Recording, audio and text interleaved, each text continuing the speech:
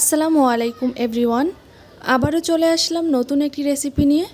আজকে আমি আপনাদের সাথে শেয়ার করব পটল ভুনা। আর এই পটল ভুনাটা দেখতে যেমন লোভনীয়, খেতেও তেমন সুস্বাদু। তাহলে চলুন শুরু করছি কিভাবে এই পটল ভুনা তৈরি করব। তো প্রথমে আমি এখানে আধা কেজি পটল নিয়েছি। তো আমি পটলগুলো ছিলে নিচ্ছি। আপনারা চাইলে দা অথবা ছুরি নিয়ে এইভাবে ছিলে নিতে পারেন। তো দেখুন সবগুলো ছিলে নিয়েছি। তো কিভাবে ছিলে নিয়েছি দেখতেই পারতেছেন। তো এখন আমি এগুলোকে কেটে নিব।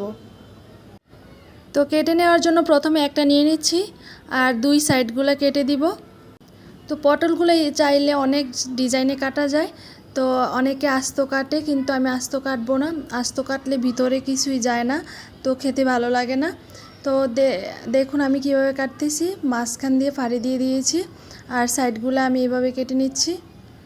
পটলটা ফাড়ি দেওয়ার পর ভিতরের সাইড যেই নরম সাইডটা আছে ওই সাইডটা দিয়ে আমি কাটবো, কারণ এটা দিয়ে এই সাইড দিয়ে কাটতে সুবিধা হয়।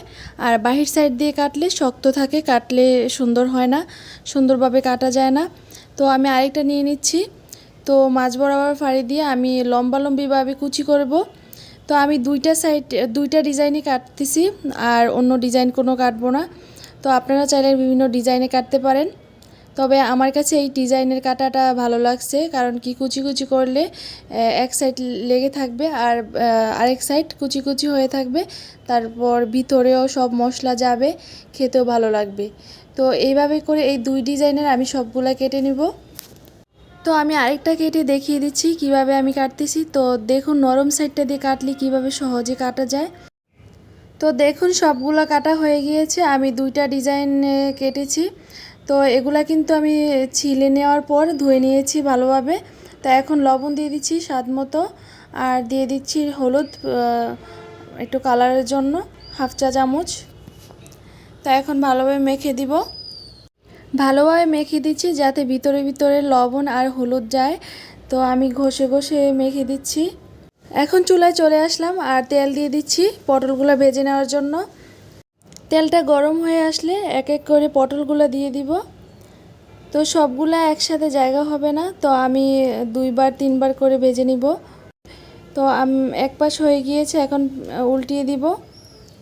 তো এক পাশ যখন এরকম লাল হয়ে আসবে, ব্রাউন কালার হয়ে আসবে, তখন আমি উল্টিয়ে দিব।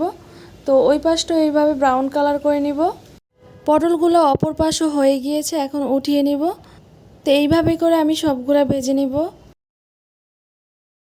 সবগুলো ভাজা হয়ে গেলে আমি এই তেলের মধ্যে আরও একটু তেল দিয়ে দিব ভুনাটা করার জন্য। তো এখন আমি দিয়ে দিচ্ছি পেঁয়াজ। এখানে দুইটা মাঝারি সাইজের পেঁয়াজ ছোটো ছোটো কুচি করে নিয়েছি। পেঁয়াজগুলো হালকা ভেজে নিব। পেঁয়াজগুলো হালকা ভেজে নেওয়ার পর দিয়ে দিব হাফ চা চামচ রসুন। এখন পেঁয়াজ আর রসুন হালকা ভেজে ব্রাউন কালার করে নিব।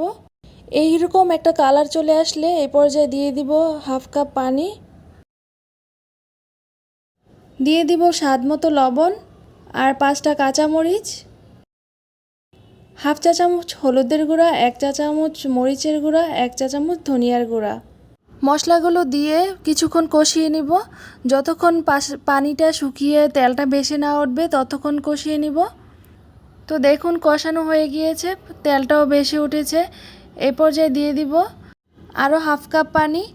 পানিটা বলক ফুটলে দিয়ে দিব পটল ভাজাগুলো দিয়ে এই পানির মধ্যে আমি কষিয়ে নিব। একদম কষিয়ে পানিটা শুকিয়ে নিব। চুলার আঁচ মিডিয়াম রেখে জাল করতে থাকবো আর একটু পর পর নেড়ে দিব। তো তেলটাও বেশি উঠেছে, কষানো হয়ে গিয়েছে। তো এখন আমি উঠিয়ে নিব। তো দেখুন কতটা লোভনীয় লাগছে, খেতেও কিন্তু দারুণ। তো যারা পটল তরকারি বা পটল পছন্দ না, তো তারা এইভাবে ট্রাই করবেন, খুবই সুস্বাদু। তো আশা করছি আজকের এই রেসিপিটি আপনাদের কাছে ভালো লেগেছে। আর যদি রেসিপিটি আপনাদের কাছে ভালো লেগে থাকে, please like, comment and share করে আমার চ্যানেলটাকে সাবস্ক্রাইব করে পাশে থাকবেন।